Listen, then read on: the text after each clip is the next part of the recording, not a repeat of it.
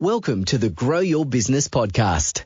Listen in as we discuss all things business, growth and marketing with business owners, thought leaders and entrepreneurs. And now, here's your host, founder of Roundhouse, the creative agency, Saul Edmonds. Hi everyone and welcome to the Grow Your Business podcast. Today I have the pleasure of speaking with Kathy Salisbury from Personally Virtual. Kathy, how are you going today? Hi, Saul. I'm doing really well. Thank you so much for having me on the podcast. It's absolutely my pleasure. Where are you joining us today from in the world? I am from the UK. I'm about an hour north of London in a little village in the middle of nowhere, more or less. Oh, really? What's the name of the village? What is it? It's called Cheddington.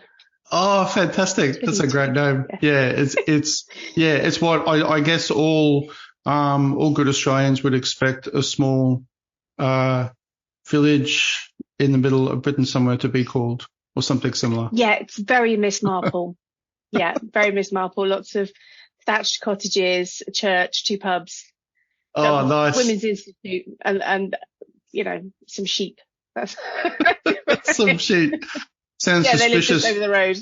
Sounds suspiciously similar to New Zealand. Could be. Yeah. Yep.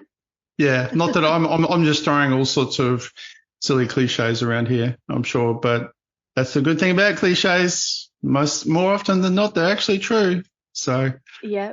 But outside of all the cliches that we're discussing, thanks again for coming on. For those who don't know about you or your business, before we sort of get started in the deeper parts of the conversation, could you get everyone just an overview of who you are and what you do, so people have a bit of a framework?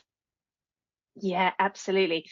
So I am a virtual assistant. So not Siri, not Alexa, but a virtual assistant nonetheless. I've been doing this for 9 years now. 2014 I started, and it's now me and a team of others. And virtual assistant is basically a freelance PA, so personal assistant. So essentially, I help people get organised. That's what I do. That's what my team do. We help people get stuff done, get organised, and we work with lots of different clients at any given time. So we're sort of, in any one day, flicking between 8 or so different clients. So it's quite fun. Yeah. There's a lot to. Actually, one of the things that I was going to sort of, I guess, ask a little bit later, but since we're talking about like that range of different sorts of clients, how do you actually keep yourself organised in organising everybody else? Like when you've got all these different, that's one thing that I, when I was looking at some information on your website and the team and everything, and it just sort of occurred to me, like doing lots of different projects myself with different clients, I thought, wow, that would be like a really interesting challenge when you're being the person to help other people get organised. How do you stay organised? So what do you do, Kathy? What's the secret? Well, I'm a total productivity nerd. So I've tried all sorts of different ways to keep myself organised, and I use a combination depending on my mood. So for the business as a whole, we use a system called ClickUp, which is a project management system, and that is the keeper of all knowledge. So every task, whether that's send somebody an email about timesheets and client task, remind so-and-so to chase up that prospect meeting, everything is in there, so nothing gets lost. On a day-to-day basis, I tend to time block. So I'll look at my diary, I'll put in meetings, and then around those meetings, I will put actual blocks of time to do work. So these days I don't do too much client work because I've got quite a big team to manage, but certainly when I was purely billable, my days would be blocked out by clients. So I'd have, 9 till 9:30 client 1, 9:30 till 10 client 2, and literally do that based on how many hours the clients were. And you have to be very good at switching between clients and almost turning your brain off and going, right, this is my time for client 1, I will go to that inbox because we quite often have multiple inboxes. So I'll go to that inbox or that Slack channel or that Teams or wherever it may be. I will do all the stuff relating to that client and whatever's on my task system for that client. And then I will turn my timesheet off and I will switch and I will move to the next thing. So yeah, it's not exactly multitasking because you're actually very focused when you're on the clock. Yeah. But planning it in advance is pretty key.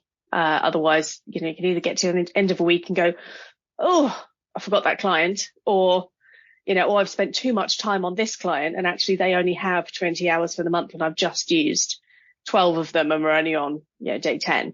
So a lot of planning, but most of the people who do this, that's what they excel at. That's what they love doing. So actually being organized is what we're all about, really. It's really interesting. It just, as you were talking too, it sounded really similar to, the thing that you hear often. I think it sort of often relates to sports, but probably other things too, where people go, the best way to learn something is to teach it. Like it sort of occurred to me that there's sort of a similar, or potentially could be like a similar aspect to, you're all obviously very good at being organized anyway in the first instance, but I would imagine like maybe you can sort of respond to this like as to whether this has been like a thing that you get even better at being organized through like that sort of process that you have to put yourself in, like putting yourself not necessarily, I guess, in the mind of the client, but is there an aspect of that also? Like you're obviously, having to be really laser focused to jump around, from this and then to this. But like you said, you're not really multitasking, you're just blocking it off. But, how much do you have to be like in the mindset, or maybe that's not the right word, maybe that sort of flow of what's happening in that person's business? How much is that a thing? It certainly can be a thing. So you're thinking back to when I was sort of fully billable, I might be working for a law firm for an hour a day and thinking about, I used to do quite a lot of their LinkedIn posting and I used to have blogs that I turned from legal speak to normal human being speak. Because they want their blogs to be absolutely, deathly accurate and referenced and, because they're a legal thing, but nobody really wants to read that because it's terribly dull. So I would be turning it from dull to human. So that might be one of my jobs. And then the next minute I'd be working in a consultancy, and this particular consultancy, they're still a client. They're very relaxed. They're very laid back, and their culture is quite different to that of a law firm, who are quite uptight. So you do sort of switch your mindset. You switch your style of writing almost. You start doing emojis all of a sudden where you wouldn't on one. So you do kind of flick, and people don't realize, our clients' don't realize that we aren't employed by that client. So, somebody rang me once and said, oh, you're only part-time, aren't you, for Chris? I was like, yeah, really part-time. I do like 2 hours a week, if that. But she just knew me as his PA, and it never occurred to her that I actually only look at his stuff once every couple of days. So yeah, you do morph into that kind of person. And when you get really embroiled in a client, sometimes you're replying to emails on their behalf. So then you pick up their style. And very often you have to remember, who are their clients, which when you start managing a lot of diaries gets really, really hard, because if you've got lots of Johns or lots of, you're like, oh, which John is that? It's very easy to get confused, but that's really fascinating. Yeah. I mean, hat on and you crack on. Yeah. I mean, as a person who I'm sure heaps of times nobody really assumes, or they go, oh, that person's obviously a VA or this or that. They just, they're just part of the business, and you're just talking to them. And then if it just fits in for most people, because people make assumptions about everything. I mean, I do. You assume this and you assume that. We all do. Yeah, you just go with the flow. But yeah, it's so when, what was the initial catalyst? Like you said you started 2014. Was that right? Yeah. Yeah. Yeah. What was the initial catalyst, like say outside of already loving being organized and doing that sort of stuff? Like what was the catalyst for starting the business? So I couldn't find a job I wanted. That was the biggest challenge. So I'd fallen into being a PA. I've done all sorts of peculiar jobs. So after I graduated in the very unemployable subjects of English and philosophy, I became a restaurant manager, and I did that for many, many years. Got utterly fed up of the horrible hours and the terrible pay and never seeing my boyfriend on a Saturday night. Tried to get a proper job. I moved into customer relations, fell into admin, and discovered that I just loved organising people. And my last PA job was with a consultancy. I absolutely loved it. And then I moved to a different sort of home-based job when I got made redundant from there. Loved being at home. I used to commute into London every day, which is a fair old trek, and it's expensive. Trying to work out, well, to earn what I earn now, plus the travel costs into London, plus the fact I'm going to lose 3 hours a day, give or take, because of the travel. So I just couldn't find a job that I wanted. Everything local wasn't paying enough or was too dull. So I met somebody who I knew was doing this, kind of went, is it a thing? Is it a real thing? Is it an actual job? Can people actually make money doing this? And she was like, yeah, they can. So it took a few false starts, and I set up alongside working, and then kind of negotiated my exit gradually, if you like. So I didn't have a hard stop of being employed. I was sort of part-time and then fully self-employed. But yeah, I just couldn't find a job I wanted. I'd hit 40, I think, had I? Yeah, probably hit 40. And you get to that point in your career and you go, do I want to do this forever? What is the future of my career if I stay doing this? And it's quite frustrating as a PA, which is a phenomenal job to do. And anyone who's ever worked with a good PA will, bow down and worship. My old boss used to describe my week's holiday a year as the worst time in her life. And I'm like, I don't think it really is. She's like, no, it really is. I absolutely hate it when you go on holiday, but please don't let that stop you. I'm like, okay. But, if you've had a really good PA, the difference they can make to your working life is absolutely massive. But as a career, it's quite difficult to progress. You can go to a bigger company and become a busier PA. These days we do have chief of staff roles, but they're not for everybody. And they're quite hard to come by. You think there's probably, if you're looking at a triangle of how many jobs out there of chief of staff, it's a teeny tiny tip of chief of staff. So setting up on my own seemed like the next logical step, really. Yeah. That makes sense. I mean, like the different catalysts that people have, like the starting, obviously what you were talking about, and, they wanted something done. They wanted like a certain job done, and they could never find like the right solution or someone to do it really, really, really well. So they decided to do it yourself. But it seems like a really common sort of thread, through like a lot of people starting businesses or like you've already been in the industry as the people who've usually been in the industry anyway.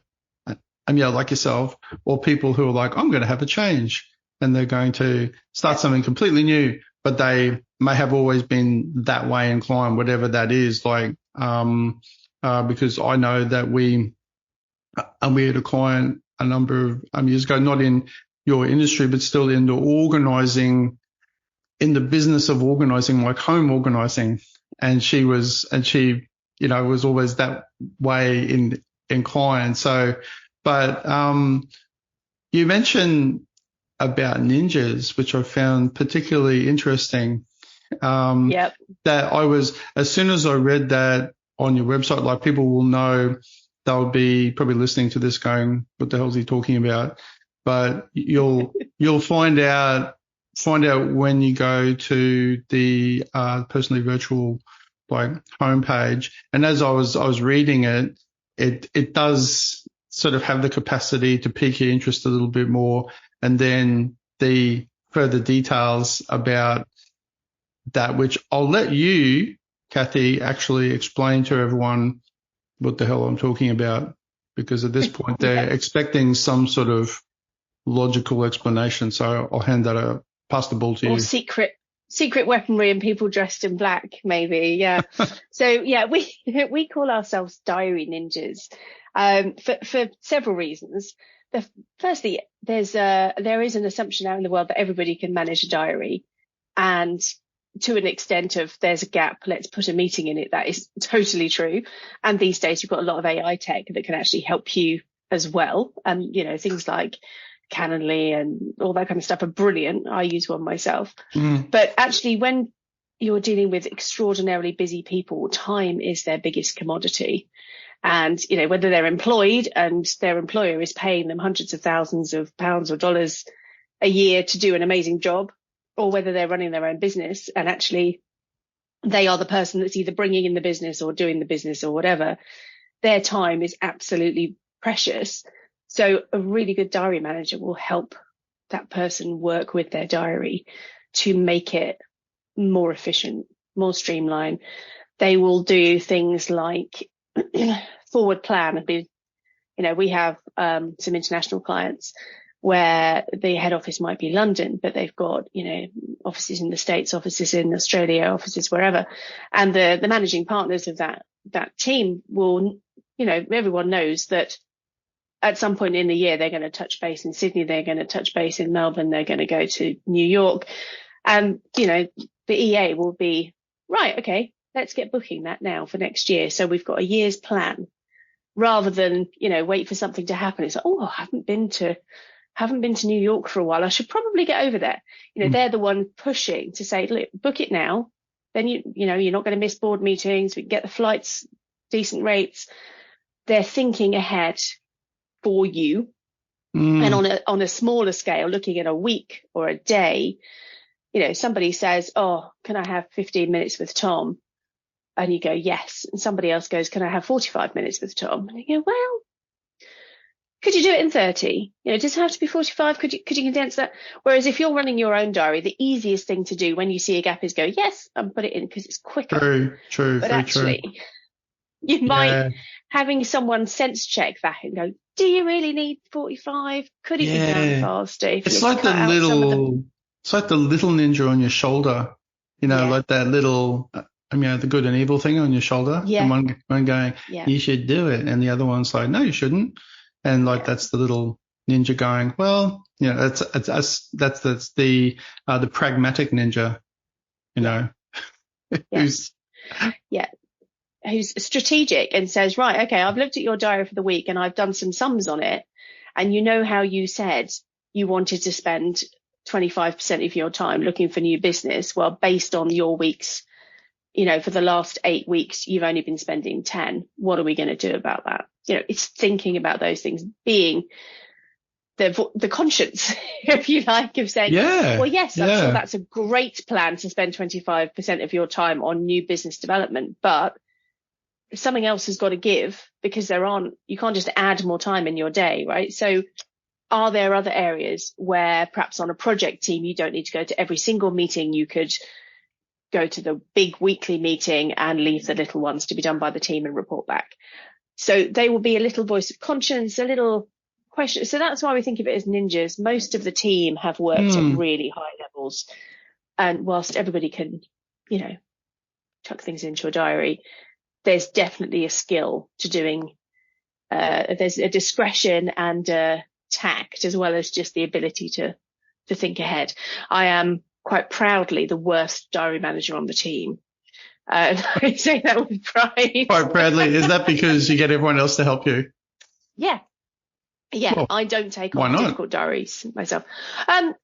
They have got more experience than me with really busy diaries. So my background was small businesses. So whilst I have probably more and better operational and organizational skills than a lot of the team, they are absolutely way ahead of me. I'm a good diary manager. I'm probably a very good diary manager, but they are absolutely top of their game, amazing. So isn't that funny? Yeah, it's like the things that us normal people out there like me, just don't really think about just a normal guy, running a business, just, running an agency, doing my thing, thinking, putting great amount of thought into like things that I know about. But then, cause I'm genuinely like always really fascinated by, because it crops up a lot, like in my industry, I'm always finding out new things about other businesses. I'm going, wow, I never knew you did that. Like, well, of course, why would I know? I don't, I don't work in your business, but when I find them out, like things like that too, like just the level of detail and things. But then when I hear it, I'm like, well, yeah, that makes 100% common sense to me that would be like a thing. But like when say somebody, well, maybe not like me because I'm not a high-flying executive that has a crazy amount of meetings, like I have quite a lot, but say like someone, me times like 10, in terms of having lack of time, how do those people who say you're a reasonably organized person, like that sort of person, and you feel that you're reasonably organized and you've sort of had to be, and you go, yeah, I'm pretty good at this. How do they know, like what's often in your experience the trigger or like the catalyst for them going, how do they know that they actually need a virtual assistant? Like is there a good proportion of those people that have already like had one or like a PA all their life, so it's a no-brainer? Or do they one day just wake up and go, oh no, I don't have enough time, I really need one? Yeah, I think it's a little bit of both. So the diary stuff we do tends to be more, or the very busy diary stuff tends to be for the larger size of business. Generally, when we're working with business owners and it's a smaller team of maybe, just 1 or 3 or 4 or whatever, we tend to do more of a sort of PA come ops role. So we would help with, somebody would come to us and go, oh my God, there's just too much stuff and I don't know where to start. And it usually ends up being that the owner of the agency or the business, or anything that doesn't fall directly to somebody else will land on your lap, because that's how life works when you're a business owner, right? If you're, if you don't buy the tea bags and nobody else is around, there's no tea bags. So we end up doing things like helping manage task management systems. So, like we all organize for ourselves, we have an amazing task system. We might say, well, you've got all these projects, you sort of know where they are, and they're a bit in a spreadsheet and they're a bit on email and a bit here. This could be better organized. Have you thought about using something like a Trello or a Monday or whatever, and helping put that in place? Same with like really simple processes. If there's just a bit of carnage going on, some really simple tips can make such a difference. So like you said, you haven't got a huge amount of meetings, so you feel like you have lots of time. There's still ways to organize your time that might make you a bit more efficient. So thinking about something like either inbox management, which is another terrible nerdy crush of mine, or just something like having a theme for a day of the week. So, Monday is marketing, Tuesday is team, Wednesday is whatever, because that stops your brain flicking from one thing to another so much. So if you get your brain into podcast mode and you go, right, Thursday, I'm going to do all stuff relating to podcasts. And then through the week, when you get something related to podcasts, you just chuck it in your Thursday folder. And then Thursday you pick it all up. So you're not flicking between lots of different tasks and switching your brain between different modes. So you might have a writing day or half day or, social media day, whatever it might be. Some people find that really helpful in just knowing that, well, it's Monday. So today, anything to do with client management, that's my day for that on a Monday. Obviously stuff comes up that's urgent between times, but for those sort of repetitive tasks, or the ones where you perhaps need to add a little bit of brain work and a bit of thinking, like, it's coming up for Christmas. Do I want to get my clients any gifts? Or is there anybody I should drop a note to and just wish them happy holidays? All that kind of stuff. The things that you aren't necessarily instant tasks that you can just churn out with your brain. It's quite nice to. You got to sit down and actually think about it a bit more. Yeah, no, that's right. I certainly do that with the podcast now too, like the one that we're on, because I was doing it more over different sort of days or whenever it would fit in. And because, I mean, it's not necessarily a big chunk of time, but this would, I guess, apply to a lot of different things. Like things don't seem like they're a big chunk of time, but by the time it's almost the time that you want to spend, even if it doesn't end up being, like a huge amount of extra time in preparation for things. It's just the time that you feel you have to do it can be like sort of either distracting or disruptive to things. So, I mean, I certainly do that now. I didn't at the start because I've been doing it for whatever it is now, 2.5 years. And at the start it was just, whenever, and it was, it was whenever it would happen. And then, and that seemed to be okay because I don't have as many meetings these days, but like I still have a real lack of time. So, it was funny, like as soon as I made the decision to only do the podcast on certain days and to do any preparation on a certain day, everything's like seemed to be better, like even the decision, to do that. Yep. So, I mean, you can, so say somebody, just getting back to like the person or people who are deciding that they want to use a VA, like do they end up coming to you just because they've searched for or they've thought about it and then they've searched and then they find you? Because there's a lot of industries, there's like heaps of people out there that do what you do. So like how do people, I know part of that's probably just chance, that they come across you, because listening to you talking to me sounds, in my limited knowledge of the VA industry, sounds reasonably different to like some other, VA, like if it's sort of offshoring or other things, not because it's offshoring, although you are offshore in terms of Australia. We're offshore to you, yes. Yes, you're offshore, so technically you're offshore. Yes. But like you talking about the different sort of strategic things and other things that you'd be thinking about sort of on a client's behalf, I find that like in my limited knowledge sounds really different to my sort of established idea of how I've heard like other people talk about it. So when people come to you and go like, hey, Kathy, I need a VA, like, can you tell me about it? Do you find that they have like a similar reaction, or they're just like happy to start with a VA and then they get a pleasant surprise? Or like, what's the reactions? What's the mix of different feelings people have?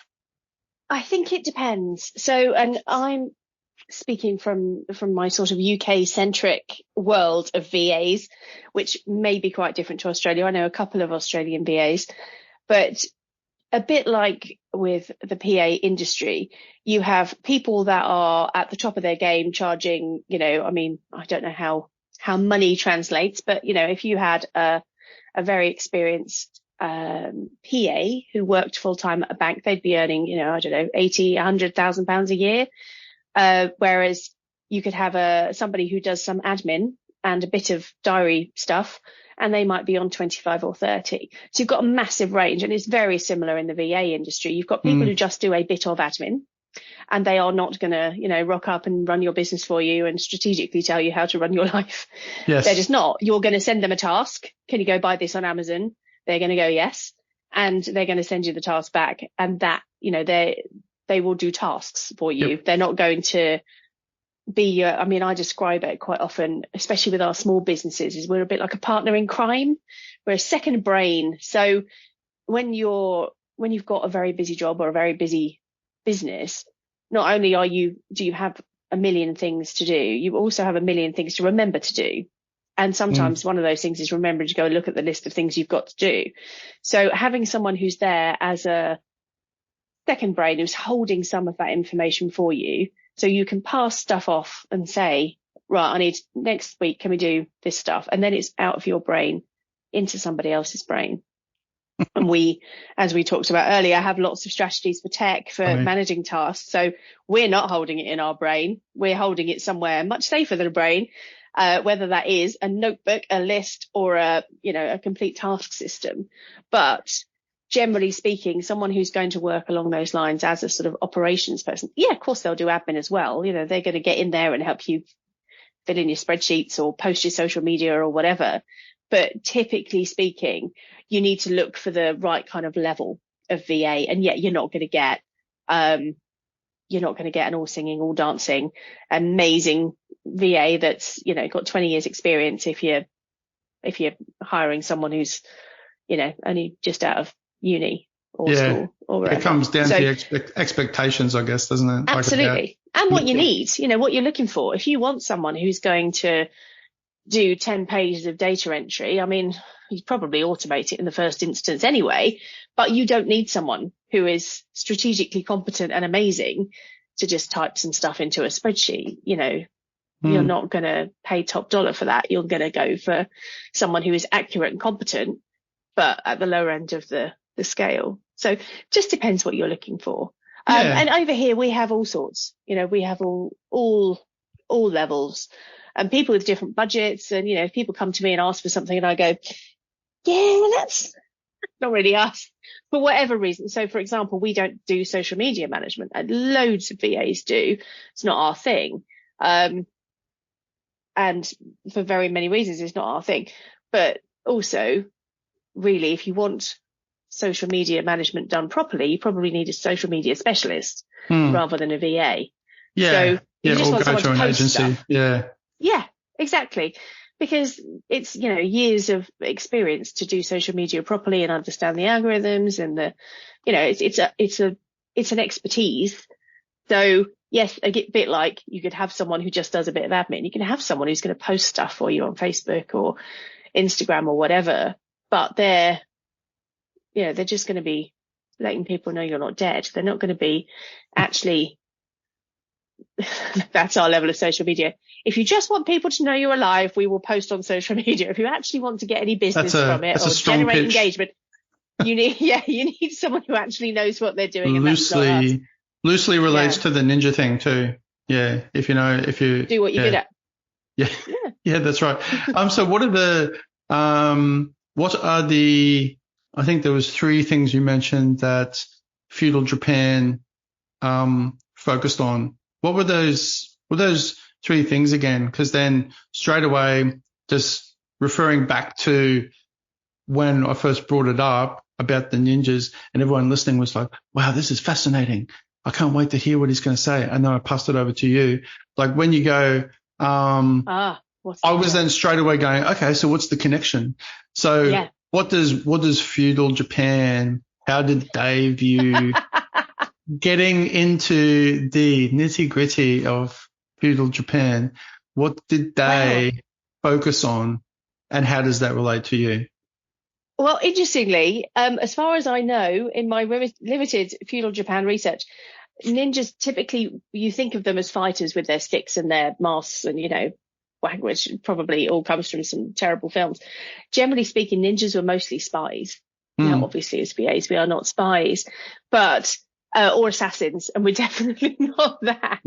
But there's the joy of the ninja for me, and how it relates to what we do is that we are the background, the stealth behind the scenes, getting stuff done, so that the person at the front, who is the client or they go and do their thing, whatever their thing may be, whether that's getting out on stage and talking to hundreds of people or, writing a law book, whatever it may be, whatever is their thing. And we're behind the scenes just making it all really smooth, really easy. But you don't need to see us. We're not there singing and dancing with pom-poms. We're just quietly, stealthily in the background getting it done. So there's that for me. There's the kind of stealth element. There's also the self-discipline element. I think being really organized, we are also very disciplined and obviously supremely organized. And I think we bring a lot of that to our clients when we can. I love nothing more than being given the go-ahead to color code a client's diary or sort out their inbox, or even better, teach somebody how to manage their own inbox. I did a talk for a group last Friday on an email management system, and we love that. We love being able to help our clients work things better. And it's not because, you might have a lesson on how to use Word or Excel, but nobody gives you a lesson on how to use Outlook. It's just because it's a tool. It's just true. You get emails, there's a diary, you can send stuff. But actually, there's so much you can do with it that will make your life infinitely easier if you know about it. That's the danger of it, really, isn't it? Is that it has that veneer of super easy that anyone could use it, but there's that underlying. I think we all can, but I think we can, but can we? But can we utilize it to its fullest extent? I think that's the exactly. Yes. Yeah. Yeah. So what's your top tip? Yes. Top free tip to everyone listening about email management. If you're willing to give a free tip, that is. I absolutely am, and it's a kind of a cheat because it's not even my tip. So I would recommend everybody Google the stack method. It's by a guy called Prasanth Nair. I think he's American, and he has a whole load of free videos on how to run the stack method in your inbox, and it's just such a good system. I love it, and I'm pretty organized. I have my own system. But yeah, go Google the stack method, watch the free videos. There are paid ones, but you honestly don't need them. But yeah, he has some great ideas. He even has, I've written a blog about it, so you'll find the short version on my website if you want to go and have a look, which is personally virtual. But if you want the long version, Google the stack method. But yeah, it's a systemized way of organizing your inboxes, including, which I absolutely love, a formula for based on how many emails you get, how much time you need to set aside in your day to manage them. Oh, fascinating. Yeah. There's something very appealing. Like I can see and sort of like hear when you're talking about this, how much you love it. Like it's really exciting. I'm such a geek. I love it. Like honest. Yeah. Look, there's nothing more than I love is seeing somebody or hearing or like seeing somebody who's like a real geek, a nerd about anything. It could be just into anything. It's really, I find it, first of all, really fascinating because you end up like finding out this crazy sort of nitty gritty, tiny little things that everyone else would be like, what are you talking about? What the hell's that? Yeah. And then like you hear them talk about it and it is a little bit infectious. When people, it can actually even have, I found sometimes it doesn't make you necessarily go, wow, I really want to get into that thing. Well, sometimes it does too, but it makes you remember like how much you like nerdy things that you really like. Yes. And you go, oh yeah, that's right. It's like, it's the diving into the detail about anything. So how do you, what sort of myths do you find are floating around out in the ether about virtual assistants that need to be horribly squashed? Horribly squashed. The first one is that we answer the phone. I think this may have worn off. What? You don't? Years. No. Well, I might answer my own sometimes if I'm in the right mood. I don't. Yeah, no, very few virtual assistants, certainly over here, do any kind of phone answering systems. Right. Very few, because it's a real pain in the butt, frankly. Because you might be on call for a client and answering their phones, and they might not get any. So how do you charge for that? You're not going to sit around and look at the phone for 8 hours a day, not go to the loo, not go on a meeting, not. And you have to be there. you have to be there, and then no one's going to want to pay you for 8 hours to sit and look at a non-ringing phone. And if you charge it by call, you might make £1 a day or something for answering one call that's a wrong number. It's so there are places that are actually set up to be proper phone answering systems, and they will have multiple teams, and they'll be all set up with the kit, and very often they work alongside VAs, and they'll pass the message to the VA, and the VA will ring back and do whatever needs doing. But yeah, VAs generally over here tend not to be phone answerers. Yeah, There you go. I think I know that we have had used in the past a place like that's just a phone answering service. And I mean, in any situation like that, I can imagine now, especially just listening to what you were saying, it's a really bad use of your time if you had to use it. I mean, that's kind of then reflecting badly on the whole, reason for you offering that service, is that then if you're, not utilizing your time particularly well because you have to sit around waiting for something that doesn't happen very often, that doesn't sound very efficient. No, and it's not a cost-effective use of, clients' money. They'd be much better paying for somewhere where they're all set up and they can answer the phone with your business name, within 3 rings, because they've got teams and teams of people doing that. So it's much better to go with I think it depends. A couple of our team have slinkily got mobile numbers, and they occasionally let clients forward calls onto them. But there isn't this absolute do or die, you must answer the phone. If they happen to be on a meeting with somebody, because obviously we have meetings with all different clients. So actually, I don't answer my phone. I wasn't joking.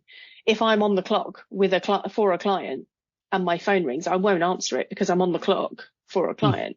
Now, unfortunately, as we were saying just before we started talking on the podcast, unfortunately, you see that phone ring, so it's in the back of your mind then, and you are distracted. Even if you don't answer it, it's caught your attention and you've lost your flow, which is really irritating. So I quite often put my phone out of the room or turn it off. But to be honest, clients don't really ring me. They email, which means that if a client does ring me, I will answer, because usually it means that, somebody's missing a limb. There'll be a real It's actually something crisis. really important. Yeah. Because nobody ever rings me.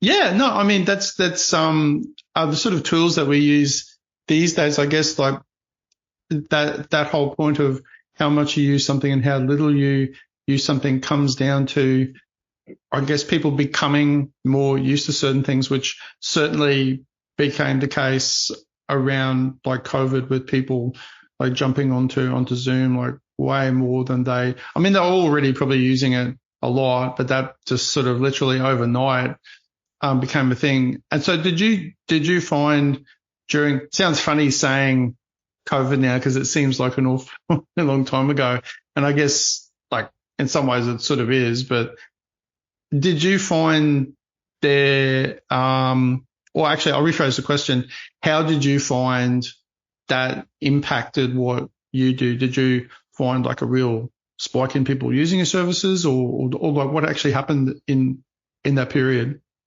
Initially, for the sort of first 3 months, kind of in the first year, we had a real plummet because clients didn't know what was happening with their clients. People were pulling projects left, right and centre. A lot of our clients are trainers and coaches, so all of their stuff was cancelled. So actually the first 3 months we had a real dip. After that, it kind of grew and kept growing. And now certainly I have fewer conversations with people about, how does it work being a virtual assistant? Because if you've, worked through COVID, you're used to dealing with people remotely and never seeing them in person, or seeing them in person very, very rarely, which is quite unusual. I mean, we had, as VAs, we had a lot of fun during COVID watching people trying to work out how to use Zoom, because we've been using it, for years as our main form of conversation, and all of a sudden we had to teach everybody else how to, particularly the more mature folks, you're on mute, Keith, you're on mute. It's just, here we go again. and you'd have these conversations about, communicating and building relationships remotely. It's like, we've been doing it for years. It's fine. So yeah, it was quite interesting. I mean, it was hard. I think a lot of people found, I think that because there was that dip, there was, and a lot of businesses suffered during COVID because, different industries had, I think you had much, much tighter lockdowns in Australia than we did over here for parts of it. Yeah. But certainly, if there were VAs who were working, for example, in the movie industry or the live entertainment, or hospitality, they were kind of, legs went out from under them for a period of time. Travel, hospitality, all those places absolutely got all those things. Hammered, yeah. So in many ways, we were very lucky because our work picked up quite quickly afterwards. But yeah, some really didn't. But I think it was quite a good learning curve for everybody else to go, oh, this is what. And people who'd never worked from home before were quite funny as well, because obviously I've worked from home for years. And they said, I'm really tired. It's like, well, yeah, it's working at home. It's very similar to working anywhere else. You do get tired. And actually, it's, yes, you might be able to pop down and put the washing machine on when you have your lunch, but it's still work. The house doesn't miraculously clean itself.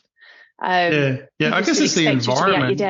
Yeah, it's the environment then too, I suppose, because you sort of can, even the idea that you could go and have a little nap means that even if you don't go and have a little nap, that, it's that sort of power that the mind has to make things happen, of you going, oh yeah, so it just makes you feel that little bit more relaxed. I mean, I'm the same too. Like I've worked, like we had an office space and still have one, but work from home a lot more. And so I was quite used to it. And I feel like I'm reasonably good. And I know other people, I just can't do it. Like I just can't work at home. I just don't get enough done. And that's all, it then comes down to, I've often thought about that. And I thought it's obviously sort of a combination of what you're used to, what your home environment is like too. Yeah. Like if it's like even extra comfy, it might be even harder. Or if there's like other people at home, or it's noisy, or if there's not enough people at home, it might be too lonely. There's and people are used to. Do you find that there was how do different sorts of people respond, like when they start using your services? Say if they're used to being, well, I'll just say it, like they're a control freak in their lives, like in their lives and their work.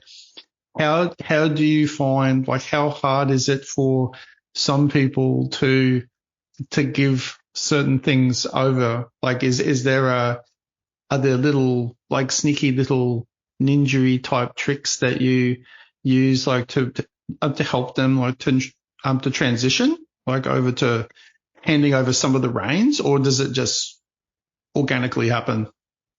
It tends to be more organic. We don't have a huge number of clients that are real micromanager control freaks. Generally speaking, outsourcing is not great for them. It takes them a really long time to get in the zone.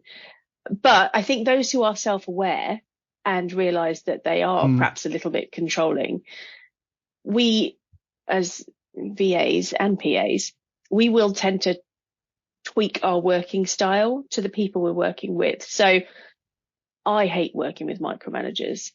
I am a big picture person. It drives me a bit mad. I want someone to just give me some stuff to do. Let me get on with it. I'll tell you if I've got a problem and I'll ask you if I've got any questions, and then it'll be done. Other people, some people cannot work like that. So I have, I've worked in the past with people who need more details and need more interactions in that process. And we just change your working style. I had one client and I would just, I came to an agreement. I would screenshot my task list and send it to her every day. Right. So she could see, These are the things still outstanding. These ones I'm waiting for a response on. These are now done. And ask any questions. And that was just a really quick way of me not spending time on the client's dime, essentially, typing out, well, this is done and this is done and that's not done. And I just screenshot my task list and go, right, here we go. And this one, I've chased it twice. Do you want me to chase it a third time, or do you want to stick your oar in now? You know, it's really quick. But that, and also some people love being copied in on emails. Some people hate it. Some people insist on being copied into every single email. Other people will happily let you write their emails for them and don't even care. There's levels of trust. You know, I've worked with one lady, and by the time we finished working together, admittedly, we worked together for about 10 years, neither of us could tell whether she or I had written an email, because I would send it from her inbox and I had her tone down so, you know, so accurately that neither she or I could tell the difference. So you have that level of trust where she's like, yeah, just get on with it and do it, you know, and that's fine. Versus I want to see every single date you're going to give to this person. I want to approve them. And when you start getting into that with a VA, because we work on the clock like lawyers, you know, we literally click in and out of a timesheet, that becomes expensive really fast. You know, if it's going to take 10 emails backwards and forwards to sort out a simple appointment, it's going to cost you a load of time and a load of money. And that is not a great use of anybody's time or expenses. So typically people will eventually either go, do you know what? I'm just going to have to suck it up, step back and let you get on with it with some minimal interventions, and they decide that outsourcing is not for them.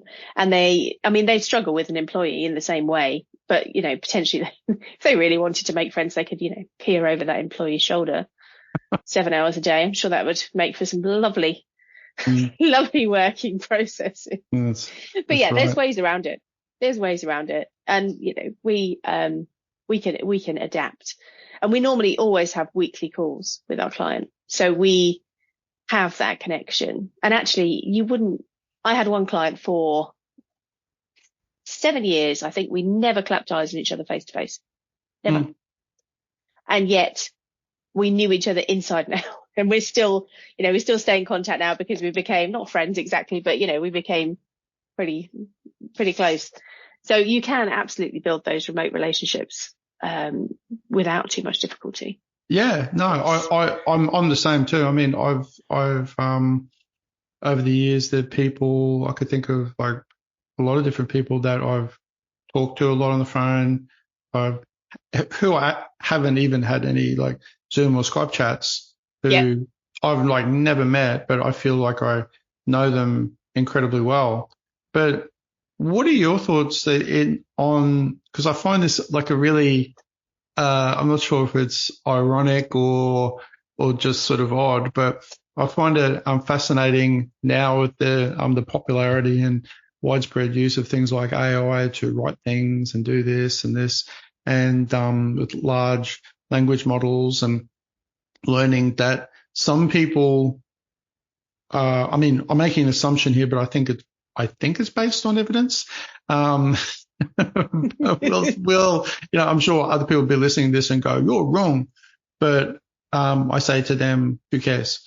But anyway, the point being that many people are probably more comfortable or would find it easier just to do certain things and have AI generate it than have some, like a real human do it. Like the transition for some people at least would be harder, because then they have to then come to like trusting somebody else. And I wonder, like, one that probably relates to the type of person they are. Like you were saying before, like some people are just very willing to do this, but I guess like part of that for me, like seeing how other people that I know, and even me, just, you know, not for anything specific, but more playing around with stuff and going, generate this and do this, because it's so easy and there's so little barrier to doing it.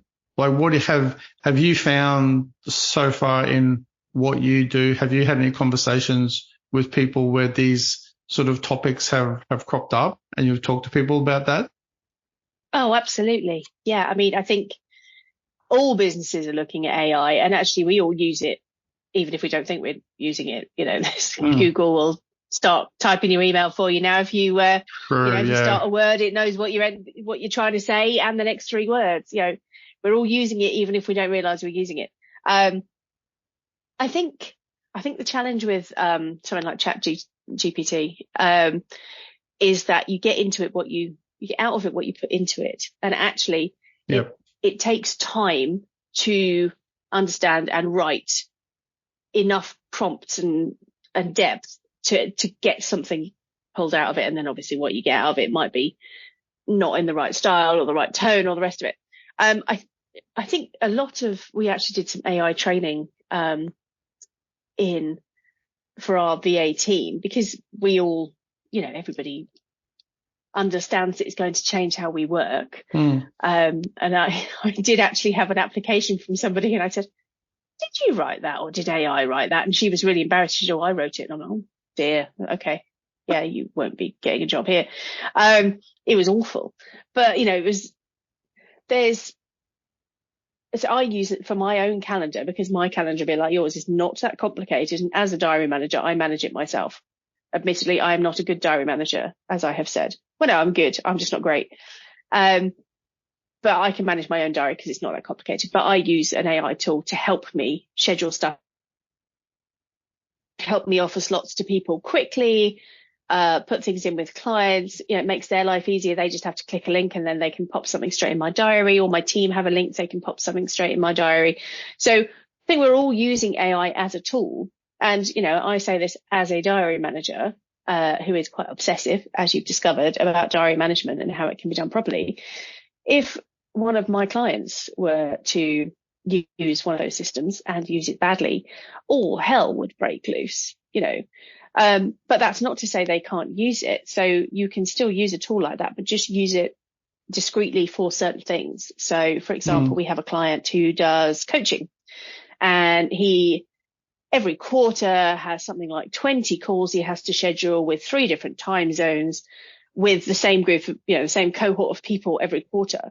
And we just set up for him every time an AI calendar program, which means that we just send a link to the people being coached, and they just have to click and they can pick one. And between them, they will find the ones that work without, however many people it is, going backwards and forwards, going, oh, how about Thursday at 4? And you go, oh, where are they?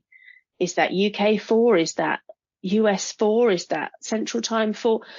So basically it cuts down the human grunt work massively, because that's not strategic. That's just, oh, yeah, there's a gap. Let me check the time. You don't need to do that sort of job. No, you don't need to do that. So I think AI will help cut down the stuff that's less strategic and less involved, and leave the human brains to do the more complicated, oh, well, I would offer that slot, but actually I think that might be needed to prep this. All the unwritten things that you're not going to bother to program into an AI thing, because by the time you've programmed them, the moment's passed. So yeah, absolutely. I think AI it's here, it's doing it. I wrote a book my second book in September. And these days you actually have to do a disclaimer to say you haven't written any of it with AI. And I'm like, do you really? That. Wow, yeah. I didn't know that. Wow, that's interesting. No, I sweated through 60,000 words on my own. Thanks. I wonder if that means that, and you could probably answer this, is that if that means that you wrote something, and say if you wrote something and you were using AI to generate like a variation or to help with some of the word sizing or something like that, would that, do you think that would count as being written by AI, or you modifying, not that this is like super relevant, but from like a technical point of view of like how I've used it in the past, where you write something and you might go, like, for any number of reasons, you have to put it into a submission, and you overrode it by about like 100 words, and you go, oh man, I just can't work out like how to do this. And it's going to take me like 20 million years to work out how to like fit it into like 300 words. And then AI goes, I'll work it out for you. And then zip. Like, do you think those efficiency sort of things, do you reckon that would count as far as writing it via AI? I don't know because there are. I mean, I didn't do that in the book, but there's certainly. We did have a very entertaining time in the book because we got some.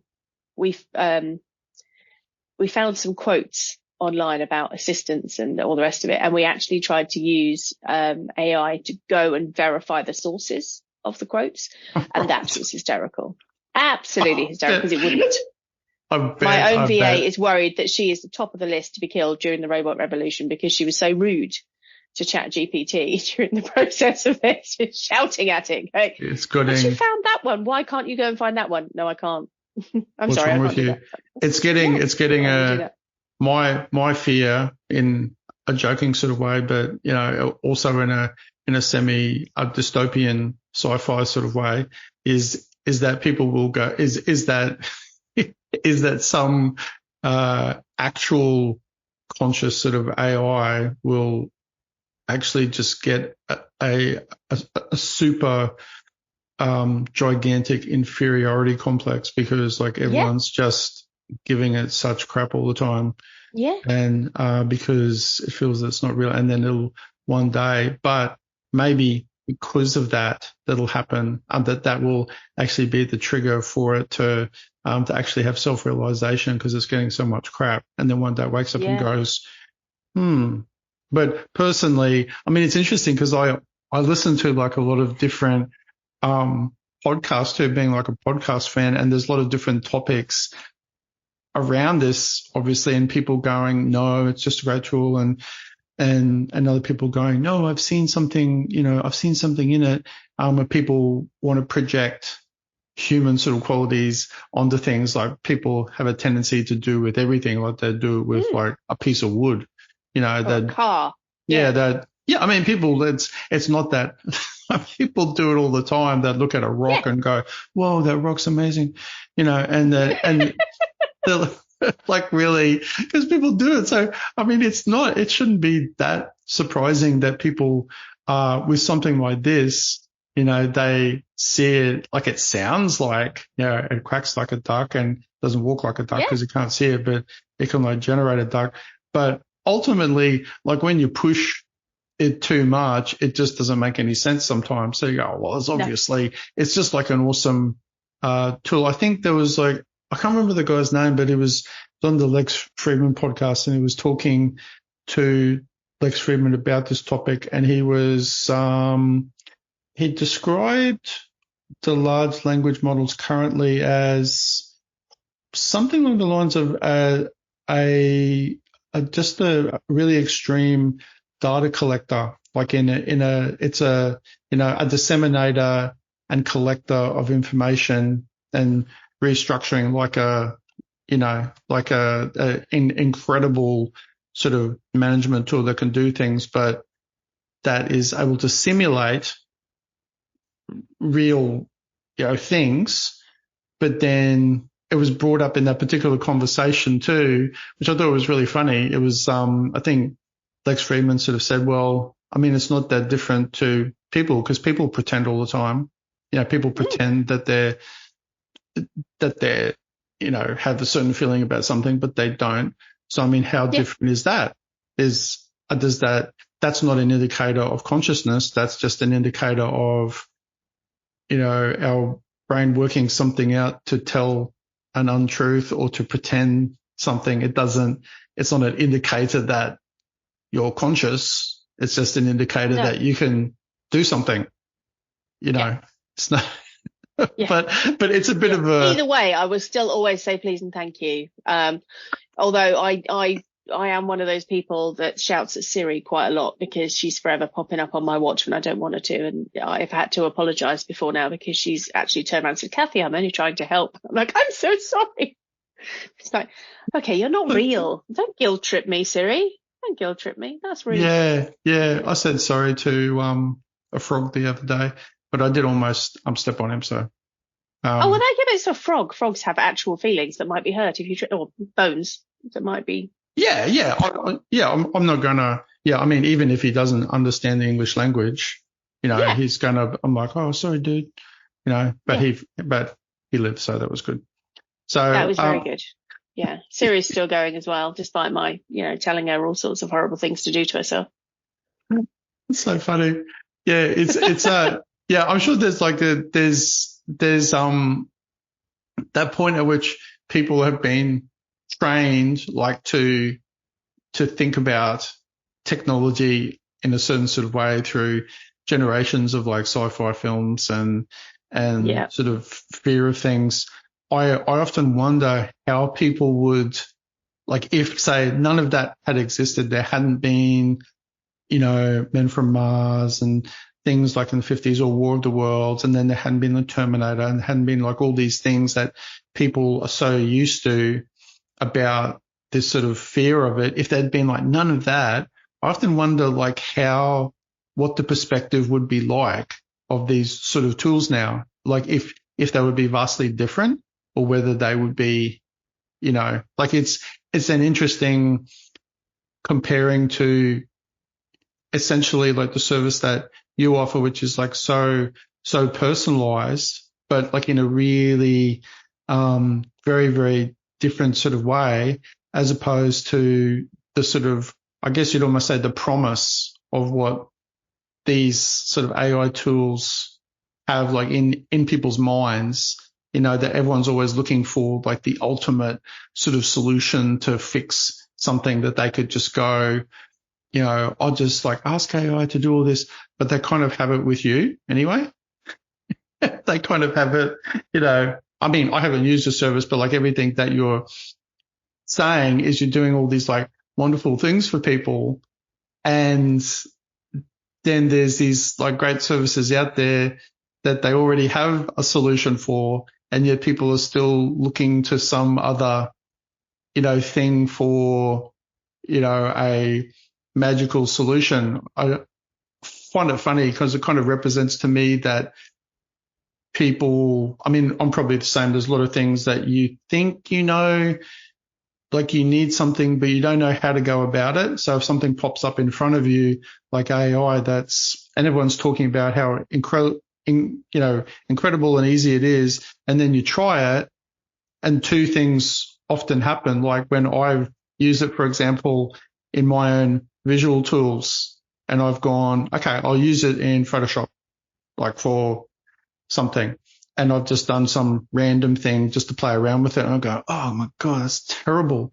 That's just, it makes no sense. And then I'm going, well, I didn't give it very much information and I was just doing stupid rubbish. But then when I was really particular about something like extending a scene, oh, wow, brilliant, amazing.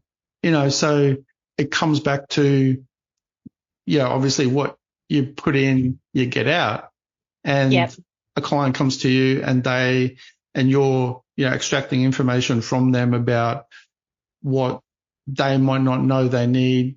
Then it comes to this organic sort of process, and then you're working sort of symbiotically with them, which only really people can do with people ultimately. Like it comes back to that input, output, and understanding, like from either end, really, doesn't it? Like you have to have that. Like I can't see, and I don't think it's just because I like those tools. I think they're really useful, but Same. But it's the manner in which people view them. I think it's their perspective on what they can do and what they can't do. I think that's like the key thing for people to think about. And that's going to change. Like, what do you think about that? Like, it's obviously changing super quick as well. Yeah. I mean, I think people will use it more, and I think the tools we're already using will get better, without a doubt. And I think some of the silly things that you just kind of, and I can't think of an example, but just simple things that you should be able to do with one click will get there, and it will make everything faster. And fast isn't necessarily good. Anyone who has ever worked with Slack or Teams or Google Chat will know this, because with an email, there's an expectation that people might mull on that for a bit. Whereas if somebody sends you an instant message, it's like, and I want an instant reply because it's important to me. It's like, yeah, but it's not that important to me, and I've got 20 other ones. So instant can be bad. But I do think that in a lot of jobs, I think we're always going to have jobs that need human interventions. I just think that a lot of the more basic stuff we just won't need to be doing. I think that's going to be the key, which will free up people who are happy to either work alongside AI and, not be frightened of it, because I think a lot of people are a bit terrified that it's going to, and they don't want to look at it. They just want to go, la, la, la, put their fingers in their ears and go, no, it's not happening. It is happening. It's going to happen. It's happening already. So I think those who are happy to embrace it and work with it and really make it a part of their role so that they lose the bits of their role that are not that helpful. I mean, we're seeing already in the PA industry. So there's, for example, and I really don't like doing this, so I don't do it very often, but taking minutes is a real chore. And if you've ever tried to record on Teams and have a script come out, it's hilarious, and it's hilarious because it's so bad. So that hasn't happened yet. But what that can do, and obviously you have to be really careful with data protection and that kind of thing when you're doing this. You would not want to be just pasting any old stuff into an AI bot.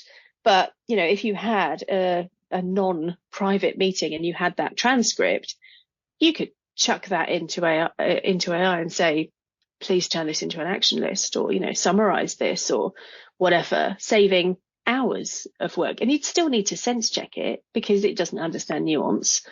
And it doesn't understand that bit probably you wouldn't write in minutes because it was a bit of commentary or whatever.